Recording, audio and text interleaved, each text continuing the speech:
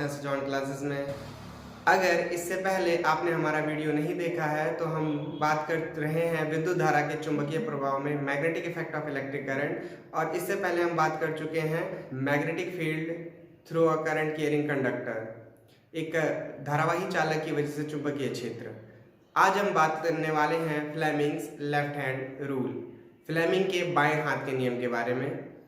तो फ्लेमिंग का बाएं हाथ का नियम हमारा बेसिकली किन चीज़ों से रिलेटेड है।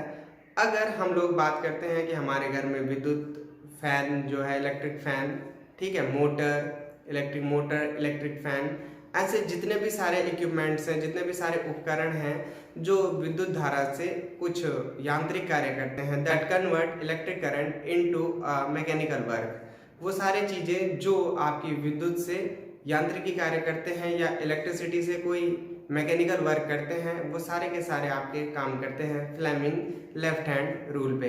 तो सीधी सीधी शब्दों में अगर हम बोले तो हमारा फ्लेमिंग लेफ्ट हैंड रूल इस चीज़ से रिलेटेड है कि how we convert electric current into a mechanical work, विद्युत धारा को हम यांत्रिक कार्य में कैसे परिवर्तित करते हैं। तो इसके लिए हमें तीन चीज़ों की ज़रूरत होती है। सबसे पहले इलेक्ट्रिक करंट, दूसरा हमारा मैग्नेटिक फील्ड, और तीसरा हमारा जो हमने कार्य करना है मैकेनिकल वर्क। तो फ्लेमिंग का लेफ्ट हैंड रूल क्या कहता है, बाएं हाथ का नियम। अगर हम अपने बाएं हाथ के मिडिल फिंगर, फोर फिंगर और थंब, अंगुष्ठ, तर्जनी और मध्यमा को इस तरीके से फैलाएं, इन तीनों को हम एक दूसरे के परपेंडिकुलरली फैलाएंगे, स्ट्रेच करेंगे। If we stretch our thumb, forefinger and middle finger in such a way that they are perpendicular to each other।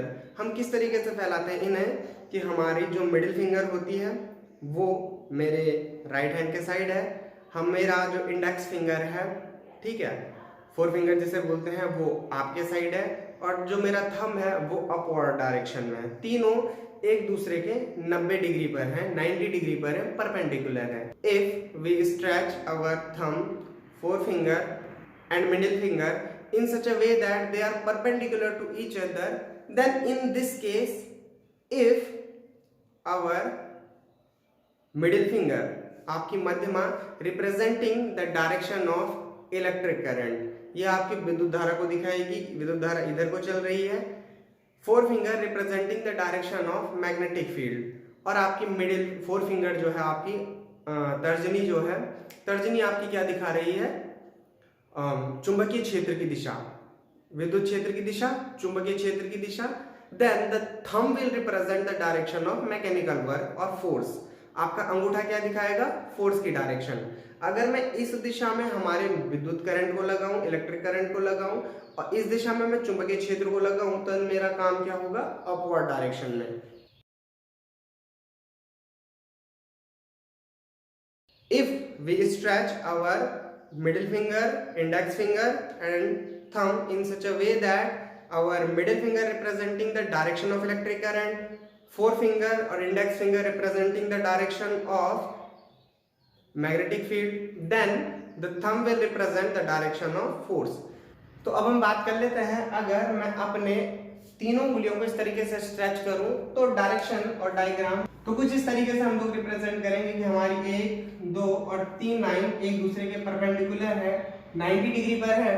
और अगर मैं इनको अपने हाथ के लेफ्ट हैंड के हिसाब से रखूं, बाएं हाथ के हिसाब से रखूं, तो ये क्या होगा, आपके ऊपर के लिए जो ये लाइन जा रही है ये आपकी रिप्रेजेंट करेगी थंब को, स्ट्रेट के लिए जो लाइन जा रही है ये करेगी फोर फिंगर को, और ये जो आपकी मिडिल फिंगर है वो इस तरीके से आउट ऑफ द प्लेन आपकी दिख रही है, ठीक है। तो हमारी तीनों लाइनें इस तरीके से हैं।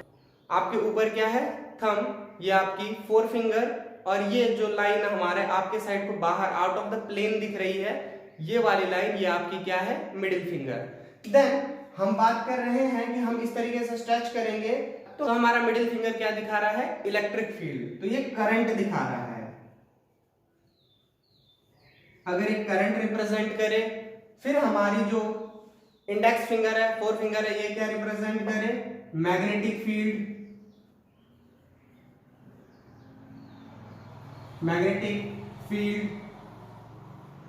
देन उस केस में हमारा अंगूठा क्या दिखाएगा, thumb will represent the direction of force, ठीक।